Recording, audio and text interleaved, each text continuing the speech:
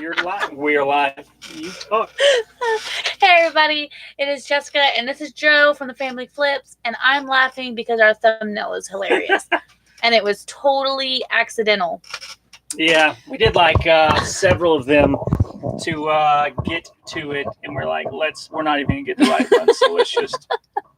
We're both kind of in a weird mood. Yeah. Also, it's been a long day. We've done a lot of things. We've been working on our routine. Last live, we talked a little bit about how we need to get our routine in check. Mm-hmm. So we've been really working on being intentional with that. That in the last live, we talked a little bit about like kind of reverse engineering our day. So what time do we want to wake up, and what time do we need to go? That means what time do we need to go to bed? And that was our last update, but today we're really talking about, are you a hobbyist reseller, and what that may look like. And we are talking about. We're having a good discussion on Daily Refinement's channel this morning, and it kind of got cut short because we were short on time. But that's where the idea of it came up. Hello, everybody. Luciano Pavirati. She's a linguist. And Reseller Man, Reseller King. We got lots of reseller peoples up in here. So that's awesome. Thank y'all for tuning in today. Let us know where y'all are from also, so that we can kind of know where you are geographically located. And what is a reseller? A hobbyist reseller, what does that look like? We've been having this conversation a lot and really trying to figure out what's up. A lot of Josh. Oh, and Lisa. Miss Lisa, you are always so very encouraging to us, always leaving such awesome comments for us. It's very encouraging, so I appreciate that. Oh, another pallet flipper over there, Reseller. Sweet. Man. That's awesome. Very cool. We may be coming to close to Knoxville in February. We're working on doing a collaboration with another YouTuber who's coming down from Detroit, and we may be meeting up in Knoxville. So if that's the case, we may hit you up, Reseller King. That'd be cool. Yeah. Get everybody get together. So so we were talking about, Joe and I, we've been on this journey and about being really intentional with our business, being really intentional with, the resources that we have at hand. We are very, very lucky that we're able to both work in the business and really try to move it forward. So we've been really focusing a lot on positive cash flow, trying to get, keep our finances moving, keeping everything moving so that we can continue to buy new inventory, so we can continue to have good sales. And I realize that this is not the case for a lot of resellers. And this is what we mean by hobbyist reseller. There's nothing wrong with being a hobbyist reseller, especially if it is in fact a hobby. But if you are trying to build a business, there are some very, very important mindsets and perceptions that need to change to make the business successful, because it doesn't become necessarily about the thrill of the hunt. It's more about how do you keep your business moving and keep your business flowing, and that's a whole different set of rules. Yeah, and I think a lot of people, like with reselling, it starts off as a hobby, and that's cool. Like it starts off as something fun, which we still find it very enjoyable and a lot of fun. But it just starts off as something small, but then a lot of people, they kind of grow into it where it becomes a business, whether it's a full-time income or a part-time income. It's still that transition where you have to transition from being a hobby to treating it as a business. Yes. So I was talking about some symptoms that you may be a hobbyist reseller. So I've got, there's actually a lot of symptoms, but like the main thing you need to ask yourself, or there's three of them that I wrote down just very, very quickly before we started on this. And there's going to be way more than that. Yes. And if you guys have any input, please let us know. I would love to hear. And let us know in the chat whether you're full-time or part-time. Yes. But one thing that a hobbyist reseller does that a business reseller would not do is have emotional involvement with your inventory. Because everything tells a story. You're going to remember where you picked it up. You're going to remember the what if, the profit potential for it. And a lot of times you're going to hold out for that high sale. You're going to hold out for that high profit margin, when a lot of times that can be detrimental, because that money is just sitting on your shelf at that point and it's not going in your wallet. Yeah. So would you find, like, say if you're outsourcing, that would be, it's elaborate a little bit more on that, because I've got something I feel like we need to segue with that mindset, with around the emotional, like it's you make it's an emotional buy. Like, it's so exciting, you get that dopamine hit and you look up comps like, oh, this is selling for this much money, or this is never sold and I buy it because it's a good deal. Right? So that's kind of what you're saying. Yes. So there's, that's a thrill. It's like the thrill of the hunt, when I, it's very, very exciting when I go to a thrift store and I do price comps while I'm in the store, and I'm like, wow, this is selling for, 3,000%, markup. Yeah. This is very, very exciting. And then so you're remembering that and you're thinking, oh man, I'm going to make so much money off of this. And then you list it and it sits on your shelf for 6 months to a year. And in the meantime, you're still needing to buy inventory because you need money right now and you're not making any. So what are you going to do? Yeah. And you're holding out for this emotional, this because you're emotionally invested in this, and you're turning down offers. If you allow offers, you're turning down offers because you're like, no, I can get more for this. And it's now more about getting what you value this business, like what you value that item for, and less about how you keep your business running. Yeah. I will not squabble over $5. Yeah. And it's like, you won't talk to a buyer who buys for Target. Like, their sole job is to find items to stock in their stores that are going to sell. Like, they don't really get emotionally invested in those items. Like, they get invested in, is this going to bring money to the bottom line? Are we going to be able to get this item in the stores? Is it going to sell for an amount that's going to be profitable? And is it going to sell fast for us? Like, they don't really get emotionally tied up in the what ifs. Yes.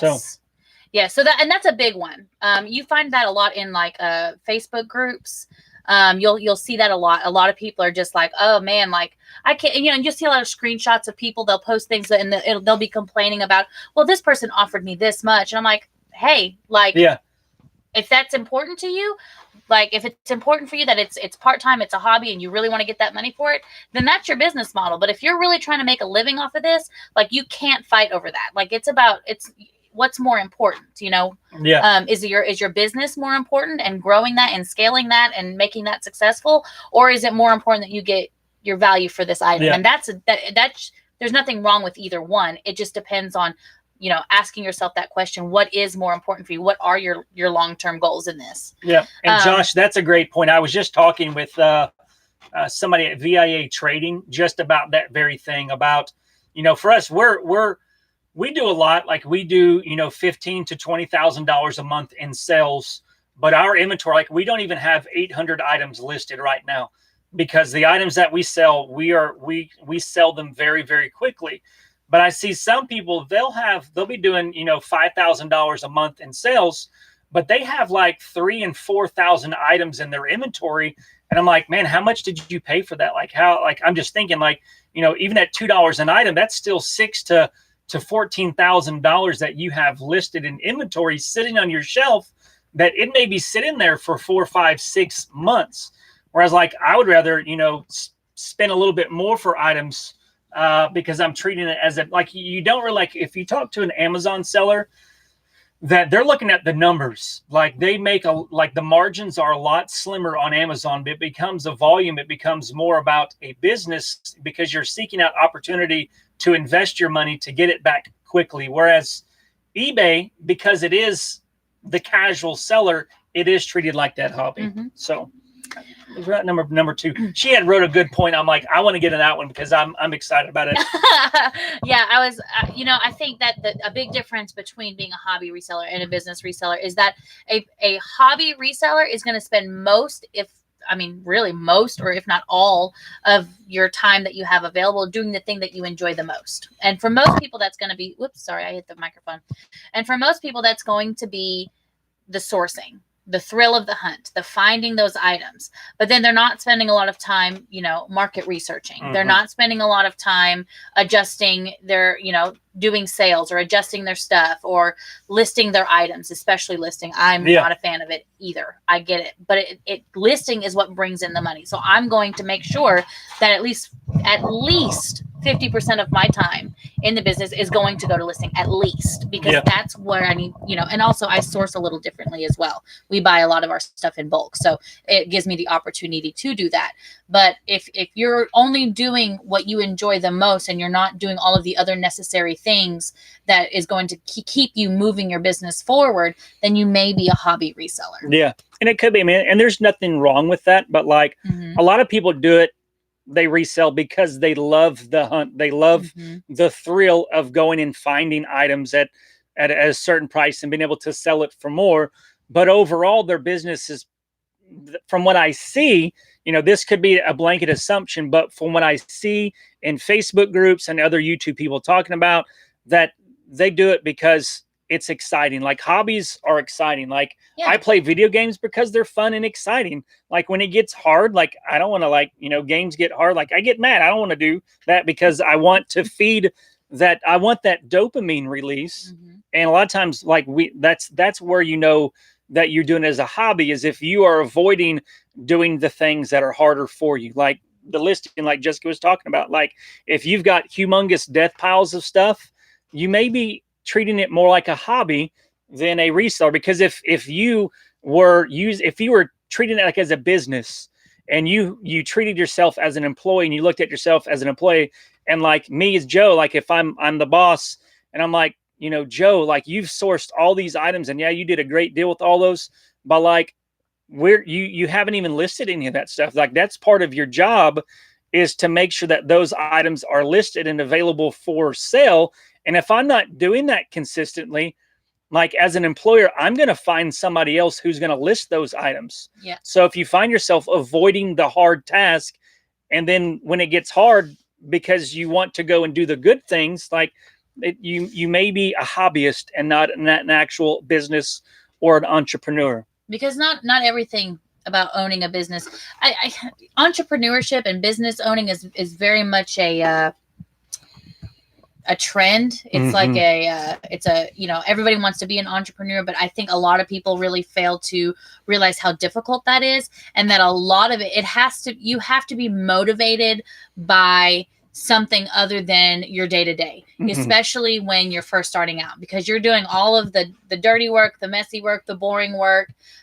You're all of the stress is falling on your shoulders. There's nothing fun about it at first, unless what you're getting out of it is something more than what your day-to-day tasks are. So if you're enjoying, and you're just doing those things that you enjoy, there's nothing wrong with that.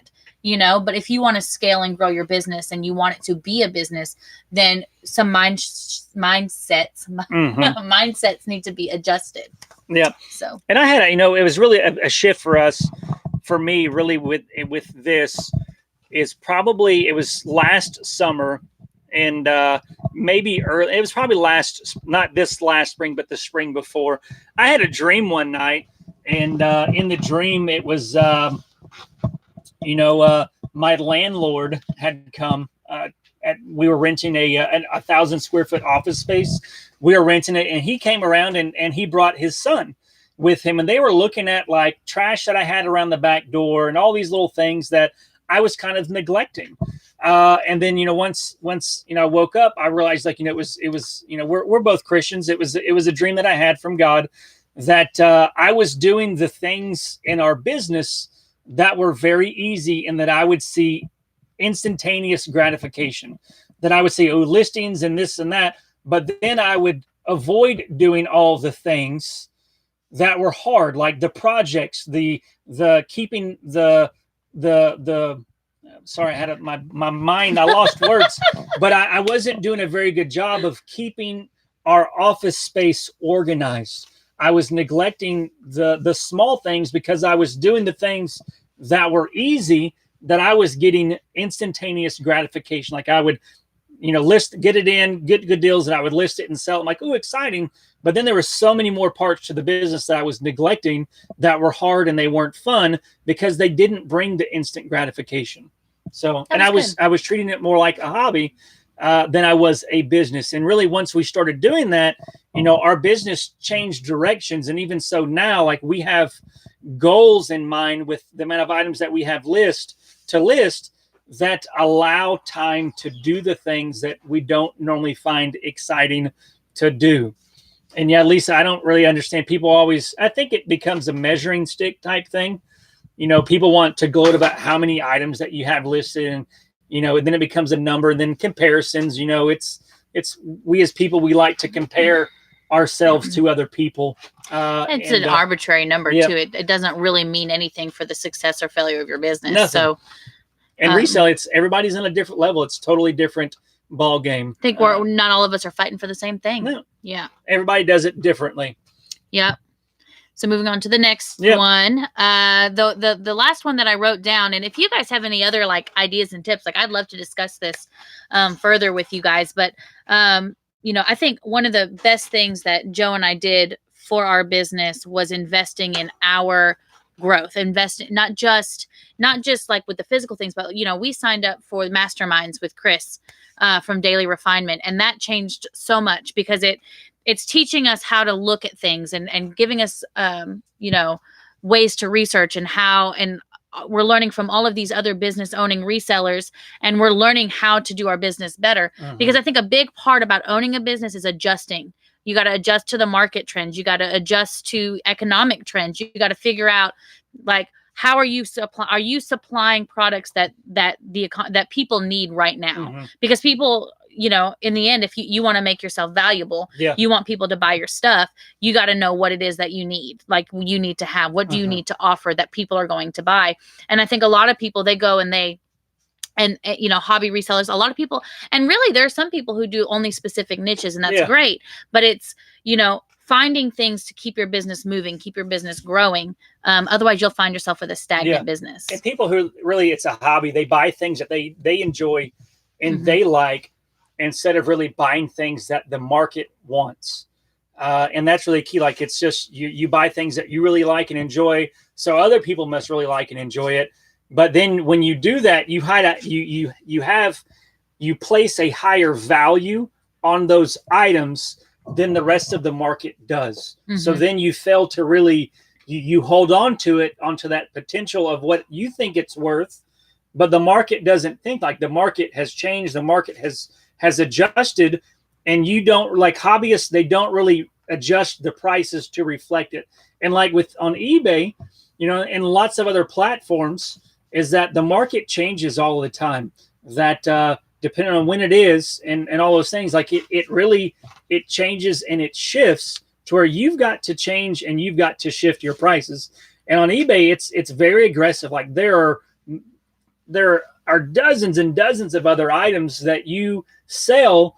And some people, you may be in like a micro niche where there's not a lot of people who are selling the same items that you do, and that's okay. But a lot of people, it's clothing, electronics, those types of things, household goods. A lot of people are selling those, and a lot of them are selling the same thing that you have. So that, yes, you can have the best pictures and all those things, but if your item is priced above what they're selling for, most people, granted, there will be those small percentage of people who will purchase an item because of that, but most people are looking for a good deal. They're looking for value, because the Amazon world has taught us that, to go for value. That's good. Yeah.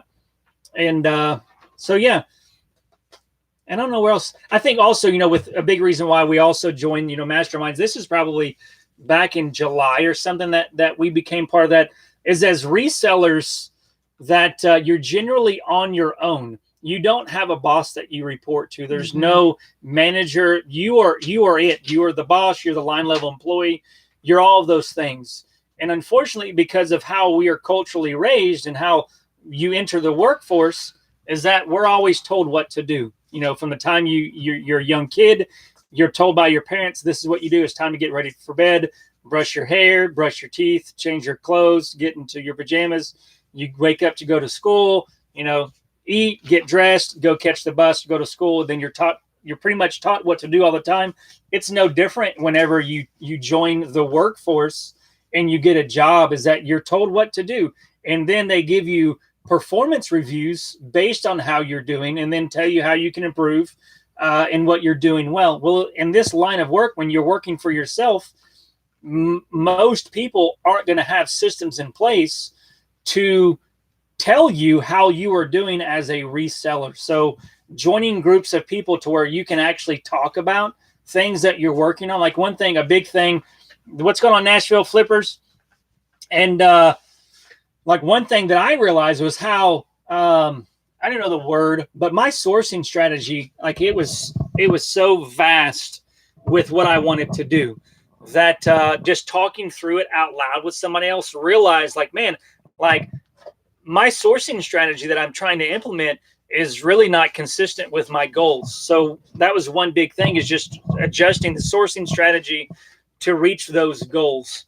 So I'd encourage you either, be part of people or be part of people where you can actually have conversations with who will ask you questions about your business so that you can then process it and really think and look at what you're doing and how you can improve and be better.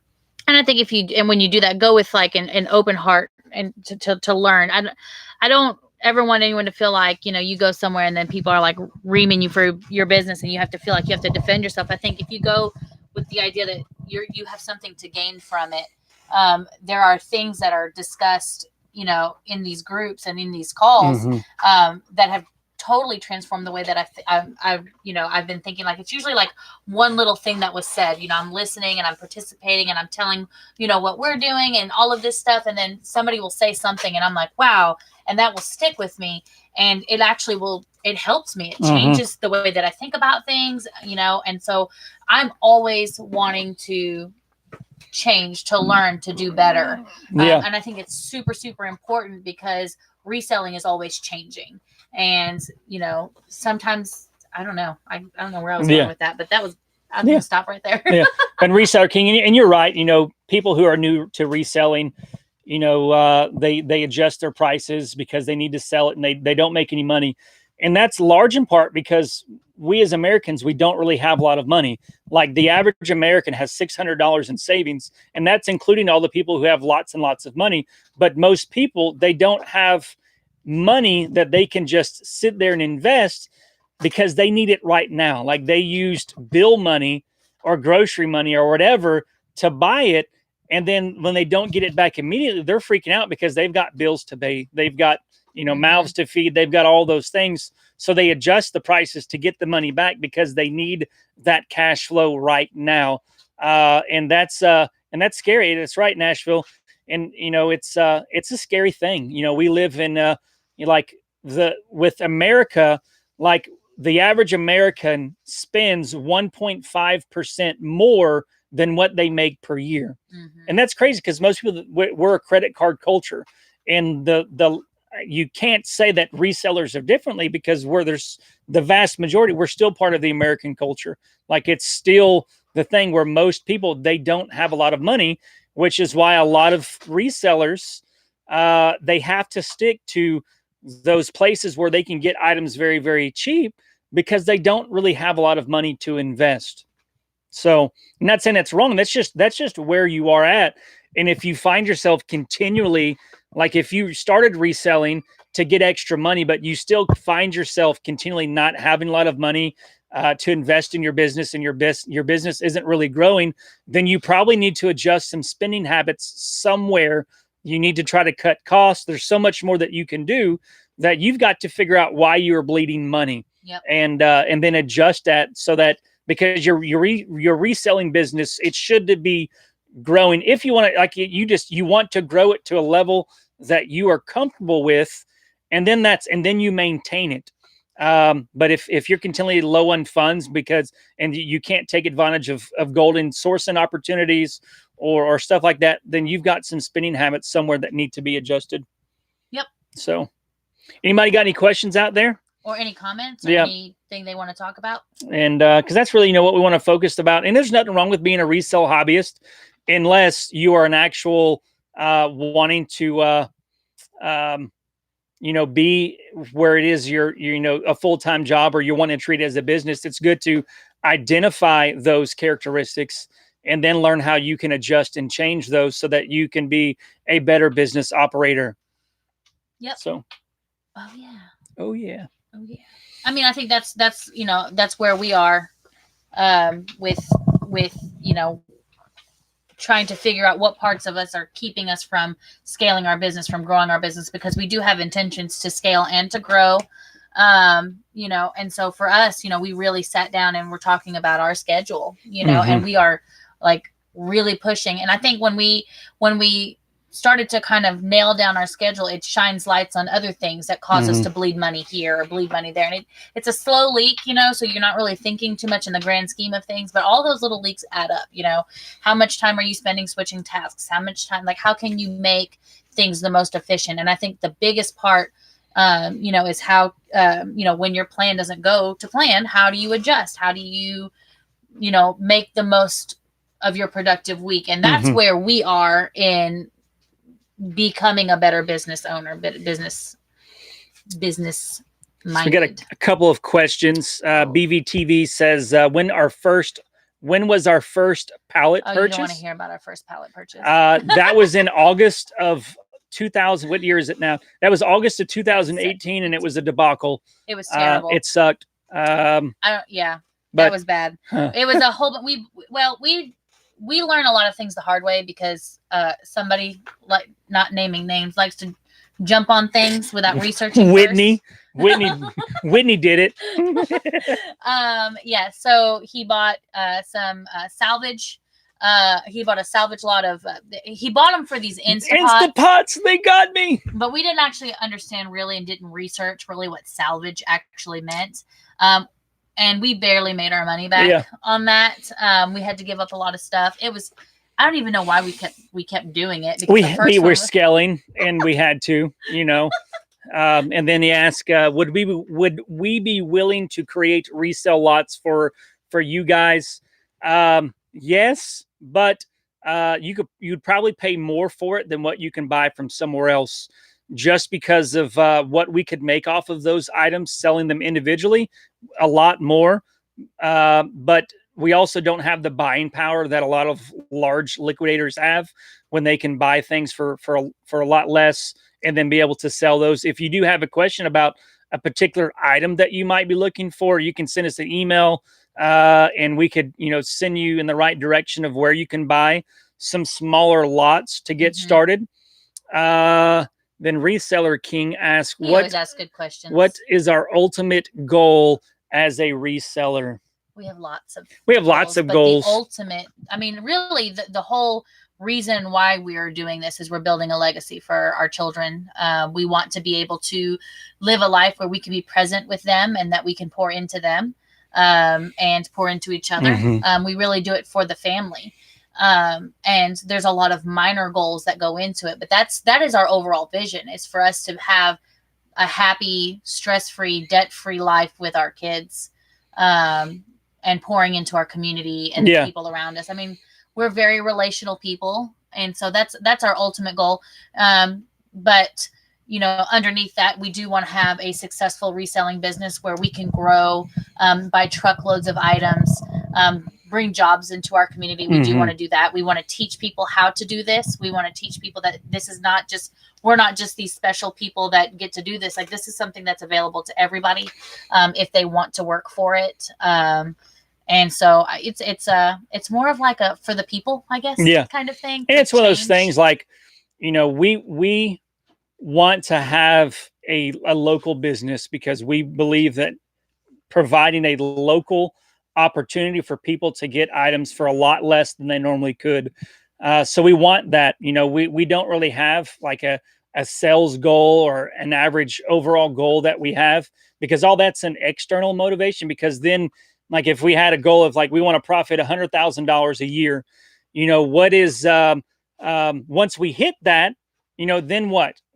But for us, it's creating a lifestyle that creates freedom to do what we enjoy, that we have passions about. In fact, it's actually kind of crazy. A lot of people thought we were a little crazy for it, but that's why we shut down our warehouse to begin with. We had a warehouse and it was good. And we had these bin sales and we had all of these things. Now we didn't plan accordingly. That's where we messed up. Yeah. Is that we bought a truckload of Amazon small box pallets. And when we did that, we didn't realize that we couldn't move them without being open to the public at times and the next thing you know, we weren't spending any time with our kids. None. And we had to make a very difficult decision to close down that warehouse because ultimately we were moving farther away from our ultimate goal. And even though in the moment we were making plenty of money, we were doing very well. So. And then a lot of Josh says, how do you balance treating it like a business and pushing to scale without burning yourself out? That's a very, very good question. I think that would really figuring out what your total life goals are. Like, what do you want out of life as far as relationships, as far as your marriage, whether, you have kids. I know you're married. I don't think you have any kids. But overall, where you want to be in life and how does your business fit into that?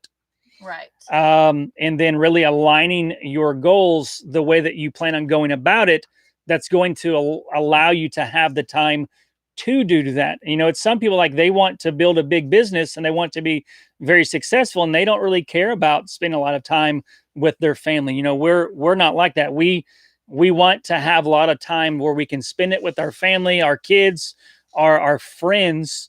So for us, we could have probably a lot bigger business if we would send our kids to public school and send our kids to daycare. Like we would have a lot more money to invest in growing the business.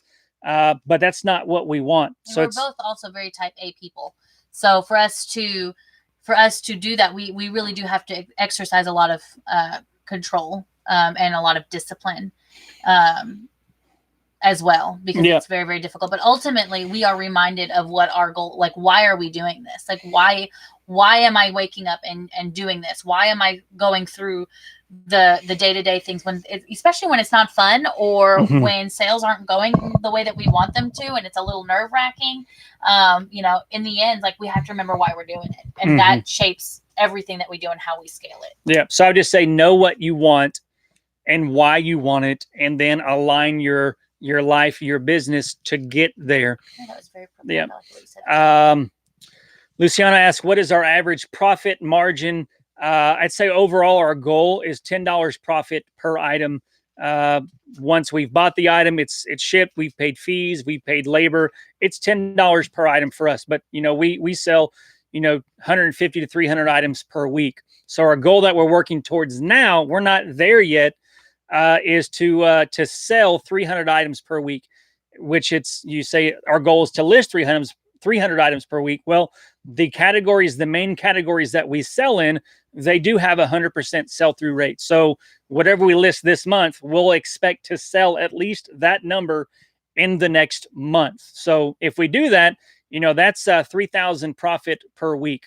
Yep. And so that's kind of, for us, for the items, that's what we're comfortable with. Some people, like, you're crazy if you only want $10 per item. I'm like, well, if I'm making $3,000 per week and I'm only working 25 to 30 hours per week, would you not want that too? Yeah. Next is, so how do I purchase a pallet and know I'm not buying trash? You calculate the risk. It is a very calculated risk. It's something that you have to do your research. I would contact your liquidators. I would find out exactly how much you're paying for all of this. And then there's conditions on there. Eventually you get kind of skilled on looking, because the pictures, in most places and most liquidators, when you're buying pallets, they are terrible. And so you learn what to look for. Actually, I think we have a video on that, don't we? Yeah, we've got a couple of videos that are out about what to look for. Just have to go back and you did the video, and then she did the video about what to look for. I did a video about where to find Amazon pallets, but it's really the concept of finding the pallets. Obviously, if you can go and look at the pallet physically, it's ideal, because the pictures that are provided online and even manifest, they're still very, very limited on what you can actually see. And we are in Simply Dana. I think Reseller answered it, Reseller Man. We're in Conway, Arkansas. Like, we're centrally located in the state of Arkansas. We're like 45 minutes from Little Rock, so still fairly rural. I can never say that rural. word. Rural. Yeah. There's only like the town we live in. During school, there's 3 colleges here in our town. So when school is in session, there's like 85,000 people here. And then when school's not in session, there's like 60 to 65,000 people here. So that's, for Arkansas, that's a big city. But for other places, that's like a small city. Let's see. What can you salvage on an Instant Pot? Well, you can. There's like the replacement lids, the insert pans, and everything. But really, I mean, we lost more on the Instant Pots, I think, than anything else in there. We had a few. We just gave them away. They were dented. What it looked like is it was a pallet, and it looked like something had just gone. Big forklift, like wiped out. Probably they were the Instant Pots were on a pallet, and a forklift hit them and just wiped out the whole side. The first one that he picked up, like the bottom, like fell out of it, had all the wires. Like, you can't salvage. Like, what are you gonna do with that? I mean, I did make some pretty good money off some coffee pots in there. I took the broken ones and tried to put together the nice ones, and ended up making some decent profit on that. But other than that, well, I guess it wasn't pallet wise. Yeah. It was just I managed to get some of our money back, really. Yeah. So. And Maui Delights asked, what is our strategy for consistent cash flow? We actually just recorded a video today that will go out on Monday. So we don't want to give too much, but if you want to know now, really to create a consistent cash flow, the number one tip I would say is to balance items that have what we call long tail or a longer sell-through rate that have a very high profit margin. Balance that with items that are going to sell very, very quickly, that you may not make as much on it, but you're going to sell it very, very quickly to where you can actually get that money back fast and then reinvest it. I know usually, like when we buy lots of stuff or we buy pallets, we're usually looking for 3 or 4 items out of that lot or that pallet that are going to sell within the first 2 weeks that are going to pay for that purchase. So that way we can take that money and then reinvest it into another buy, so that way all the other items that are selling, that's where the real profit comes in. Yes. So as long as we can get our money back fast, we'll do it. It's like, sometimes I'll buy phones. I may, spend $300 on a lot of 10 phones, but there may be one phone in there that's $200 that will sell in a couple days, and another phone that will sell for like $100. Same thing with like cameras and GPSs. We bought pallets of ink cartridges and gaming headsets that those all sell very, very quickly. So that's how we balance a better profit margin with those items that sell very, very quickly. Yes. BVTV wants to know if we can create a course for beginners. That is actually in the works. That's one of the projects that we've been working on. We're not quite sure how we want to do the format just yet. We're doing a little more research, trying to see exactly what the market needs, what a beginning reseller really needs, and but we are in the process of creating content for that. So and there's a lot we want it to do. It's we're finding the time now for YouTube to make more videos. That we were working so hard to get that cash flow, to get our sourcing strategy the way it is, so that we could have more time for YouTube videos for really around the world of liquidation. Because most of the time you see liquidation, you see people just doing unboxings, which we do those. They're fun. People like to watch those, but they don't really like to really teach you how to do it. I'm scrolling down, trying to catch up on these comments here. What's going on, Craig? The Land Shark Picker. I like Craig. He's a good guy. Yep, Trucker Dave. He profited $2,100 the first 30 days. That was your gross. That's really good. That's awesome. And yes. Seen anything? A lot of people. A lot of new people. We appreciate all the new people out there. We'll probably do a video pretty soon, kind of about who we are, just because we do have a lot of new subscribers. Reseller, can you drop that video? I want to see it. I don't know if I've seen it. What did he do? He dropped a video? Yeah, he dropped a video, and everybody was saying they were going to check it out. I want to check it out. So we will take a look Yeah, if you haven't dropped the link, drop it. I'll look at it later. I want to see it. So Maui Delights ask if we focus on liquidation products mainly, any retail or online arbitrage. I don't do any. We do 100% of our sourcing online. I would rather spend the time working on that style of sourcing strategy and then implementing systems to get those items listed faster and more efficient than having to go find them locally. Yes. I mean, you have to also remember that we live in a very rural area. So whereas somebody in a very, very large place like Chicago or, San Francisco, in a, 50-mile radius, they'll have hundreds of thrift stores. And I think between our city and even if we go into Little Rock, we've got maybe 6 to 10. And they're not priced as competitively as they are in other places. They're more than eBay. Yeah, they're asking. They have like DVD, VCR combos that are selling for like $40. So it's like we're not even really at that point. I mean, with the cost of shipping, money. So we have to be creative, and that's why we got into one of the reasons why we got into liquidation in the first place. I will say though, he said we do 100% of it online. I would say like 99.5% because we do every now and then if we go out like date nights and we're swinging by a thrift store. I mean, we're resellers. We can't help it. We're going to stop and at least see if we can find something. And every now and then we do find something pretty cool. So. Yeah. And then I'd say, liquidation, we have our bread and butter that some of that, like with the cell phones, cameras, GPS units, a lot of that is purchased from liquidation lots that you can buy pallets of those also, but the pallets of those are going to cost $5,000 to $10,000 for a pallet of cell phones. The markup then you may not make as much. I mean, you can probably double your money easy on a pallet of $5,000 cell phones, and most of it's going to be the same phone. So that would be very, very easy. It's just a lot of people that do that, they're selling it in a store for themselves. It's not really online. Marketplace is a lot more competitive. And then, we just like liquidation. It's a big part of what we do. But it's also, it depends really on the category that we're really sourcing. Right now, our main focus for what we're wanting to do is in those 4 categories that I just mentioned. So, but I don't do any online arbitrage. I guess all of it's technically online arbitrage, but I don't buy, online items like individual items to sell also. And then private labeling. Private labeling is a very successful way to make a lot of money.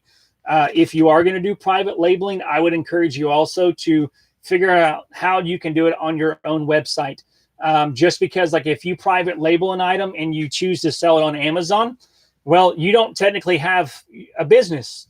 You have an item that's selling on Amazon, but if you were to ever get shut down on Amazon and not be able to sell on Amazon anymore, well, then your customer base is gone. So it's not technically your business, it's Amazon. So I think private labeling is an opportunity to be able to make a lot of money. It's going to take a lot of money up front and be willing to invest, but there's going to be lots of trial and error. But it is a very lucrative way for you to be able to make money. I would just say partner it with being able to sell on your own website also. Yeah. And Reseller King says it's very hard to find a balance between everything I resell, do YouTube, and have a full-time job and do DoorDash. You are very, very busy. And so, yes. And that's where discipline really comes in. And that's, I mean, we don't have the exact same situation, but we're very also very busy and have a lot of commitments and things like that. So, for us, that's, I mean, our main like theme for between us right now is getting everything disciplined, making sure that we're allocating the right amount of time to each task and trying to make the most out of what, because we have full plates, but we love it. Yeah. We just want to make it successful.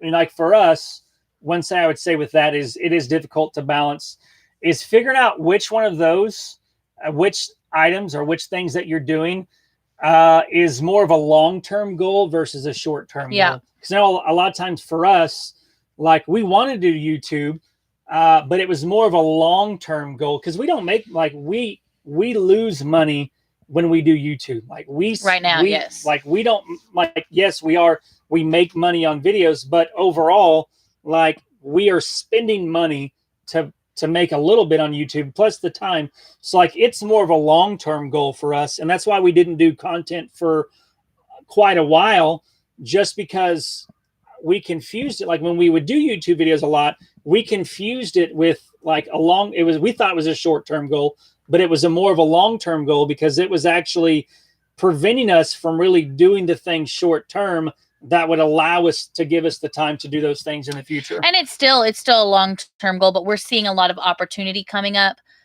for us to have some content out there. We know that the reselling community we have value to add. And so we want to make sure that we are at least putting some time into it. So I would say, your short-term goals, like the things that you can get done right now, absolutely put most of your effort into there, but don't let those long-term goals fall off to the wayside as well. So, and hello, Victoria and Josh, I am liking your hair. It's kind of funny. You remind me, I've been thinking about my dad every time I see you on your videos. Cause when my dad, he retired from the Air Force, he just grew out like beard, hair and everything. And I keep seeing your hair. It's just getting longer and longer. And I remember when you were in the Marines, you're always, talking like I'm going to get a haircut. And then you come out in your video, you have nice clean haircut, and but now you don't. It's like it's looking good. Maui asks, what are the advantages of having a YouTube channel? So I would say an advantage is you learn more by teaching. Like when you're doing something, you actually learn it more by actually teaching it also. Yeah. So it's a great opportunity for us to be able to learn these concepts even more because we're teaching.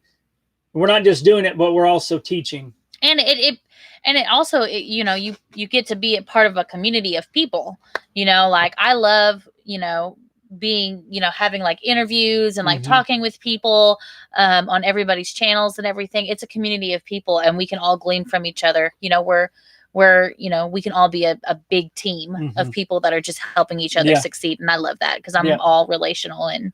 Yeah. And I mean, I've teached, not English. I love doing this. I don't teach the English. As we were both, part of a ministry. We're both ordained ministers. That we taught in a ministry school. We ran a ministry school for a while. It's like I love being able to share ideas and challenging people to think. And doing YouTube, it's a perk for us because we are able to do that. But we're also able to, that's like a main goal of our YouTube channel is to do all these things to show, but also to really share our life and to really encourage people to think for themselves. Don't just listen to what you're told, but really, think freely, think for yourself, learn to think. And that's a big plus for us is to be able to do that. Plus, YouTube has given us a major opportunity that we will be announcing to you guys here very soon. We're just trying to figure out how to do it. But it creates opportunity and it does the community too. Like she was saying. Yeah. He's like all these great opportunities. Oh, and the community. No, because I'm just playing with you. Reselling is really, it's most time it's in your own home. Like it doesn't like it's just, it can get very, Exactly. It's been a long day already. It can get very boring.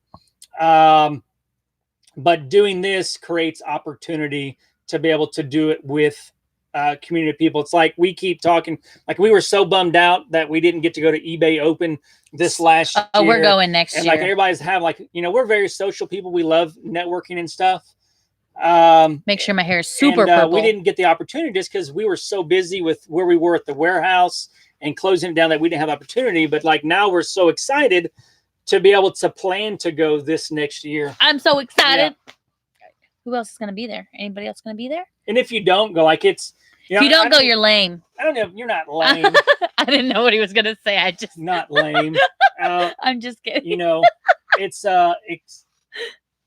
what I keep hearing. We're expecting a couple of pallets to show up today. Well, they were supposed to be here at 2, and it's by 3:45. So I keep hearing trucks, and I'm like, it's very interesting when we get pallets here because sorry, I was reading. I get distracted when I read. don't even know what I was talking about now. Pallets. Yeah, it's very interesting because we live in a very narrow road that's off of like a road that people like to go 50, 60 miles an hour on. And so it's very interesting when they bring the 54-foot trucks in here. And it's like, those are some master drivers. Like, I'm giving you props, like high fives, because it's crazy you how they can do that. You should see. Maybe one time we'll go live or something. I'll take a video of it, and today when they come, and I'll put it on our Instagram channel. Reseller King, I didn't mean it. You're not real lame sorry. if you don't. If you're wanting to see all these people that are on all these YouTube channels and the people that interact, like, it's a great time to be able to go and to network with people who are doing business totally different from you. So it's really a great opportunity to see how other people are doing it, create relationships that will really help take your business to the next level. No, it was her. She called it lame. I didn't. Kidding. Yeah. Look. Let's see.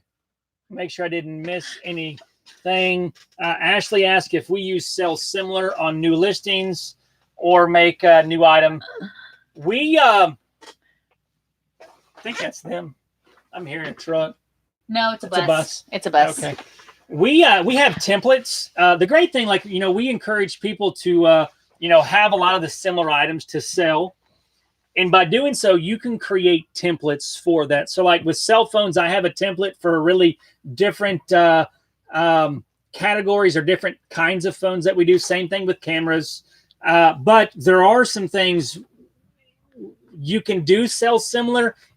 I don't exactly know how the algorithm works now. I know it used to really affect that when you would do sell similar.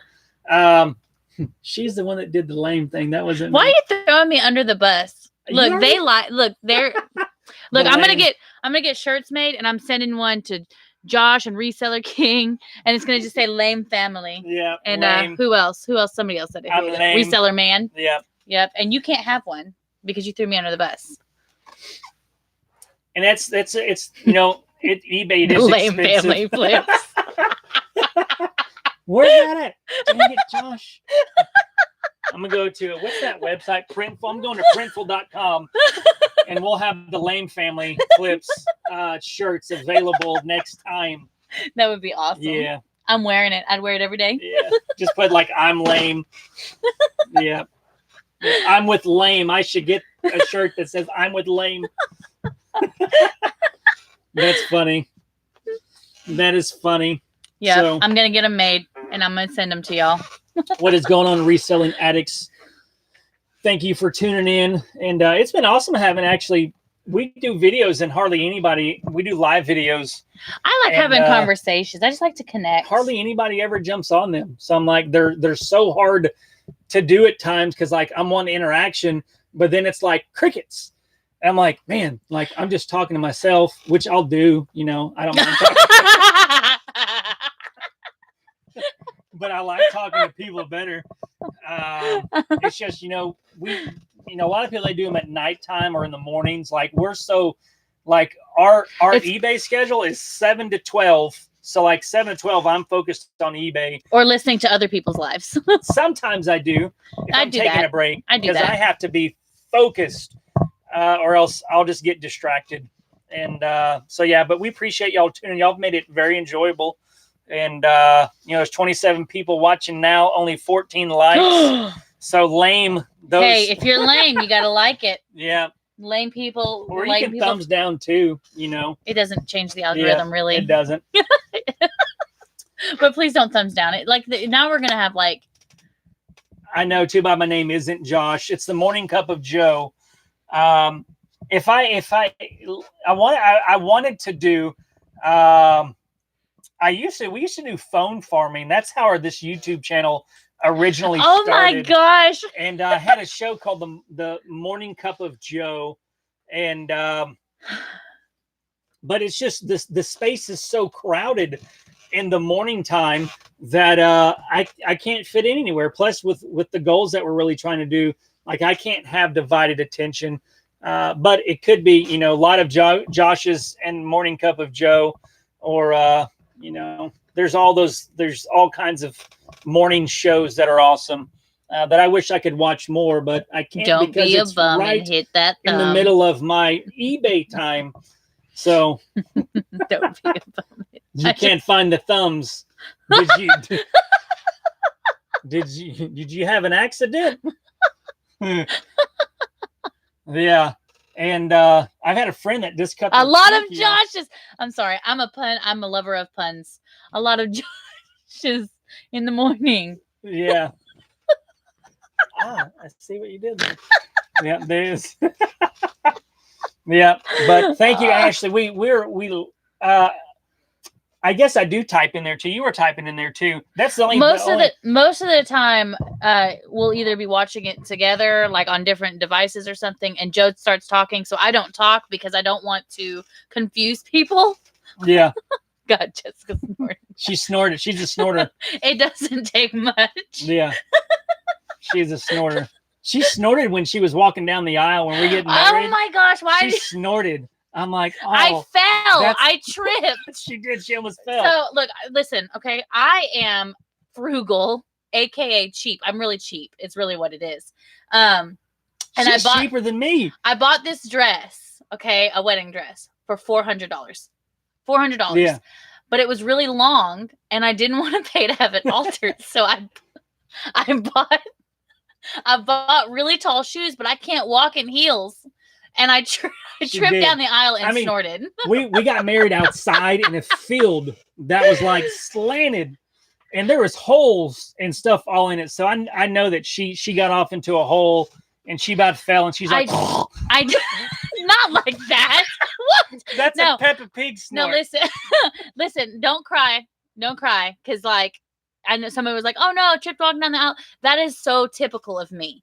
And so when I actually got up, I heard one of my really good friends in the background say, well, it wouldn't be Jessica if she didn't trip and snort. So it was kind of. It's probably on video. I need to ask. I bet it is on video. Who were there, but it was like, and I'm like, it was that's the not, Peppa Pig. Not like that. That's the Peppa Pig snort. Little Lucas, I'm sure, I don't know, you've probably seen Lucas if you've been watching. Every time Peppa Pig comes on, he's like. That's how he tells me. He gives me a phone or a tablet and goes, because he wants Peppa Pig on the device. But she did, and I'm thinking, man, I'm marrying that. You're welcome. No, listen, he should have known. I'm just going to give you guys a little heads up on what's going on with some history of us. When I met Joe, I'm not the kind of person that just jumps into relationships and stuff. But in this case, like, I didn't even have time to introduce him to my parents before we got engaged. Already married. I'm like, we're getting married on the first day. We weren't already married. Like we were engaged. The first time we ever talked, I'm like, I'm interviewing you for the position of wife, is what she says. No, listen. He sits down.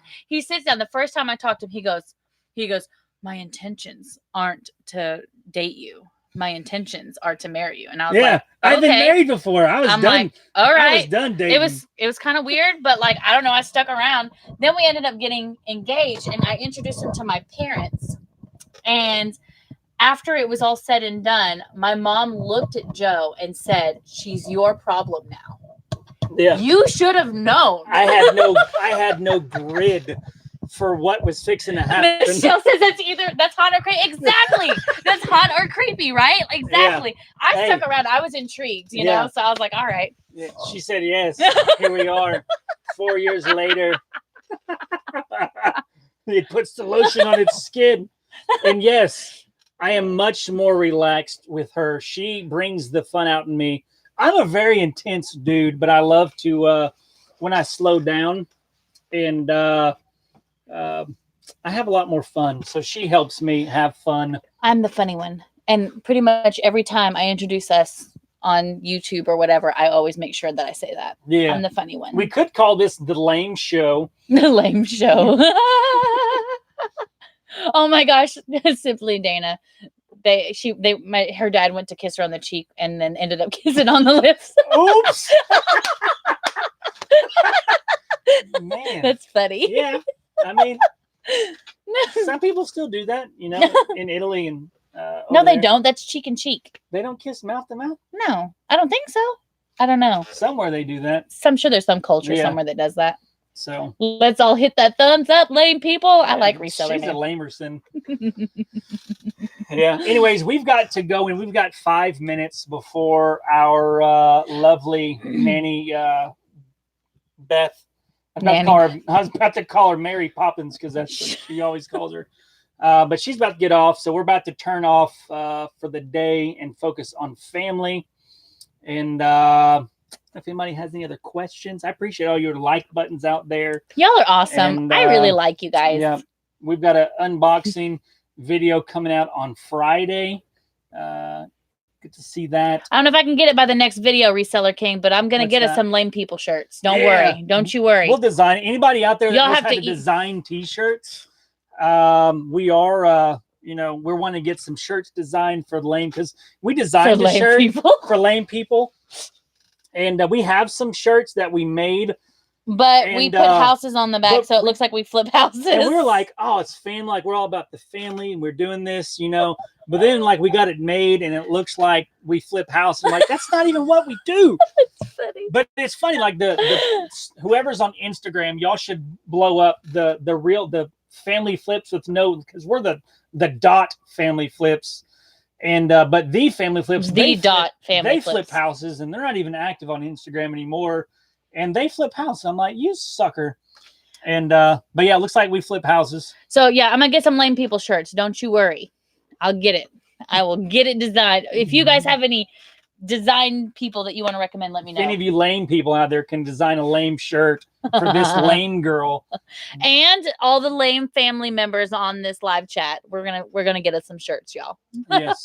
But we appreciate y'all. In the South, this is you have usually multiple goodbyes in the South. So usually about the 4th goodbye, that's the final one. So I think we've already had 3 goodbyes. Have we had that many? Yes, I think so. Yeah. So awesome. We appreciate y'all. And then until next time, every Wednesday we plan on doing live videos like this. So just look out for the lame video, the lame show next Wednesday. It'll be super lame. The lame lives. I'm sorry. They just keep going. The lame lives. And these are the days of our lame lives. Yes. Any themes that you can come up with, send it our way. But we appreciate y'all. And see you later, lamos. Very encouraging today to us. So thank y'all. Bye, lamos. The lame night show.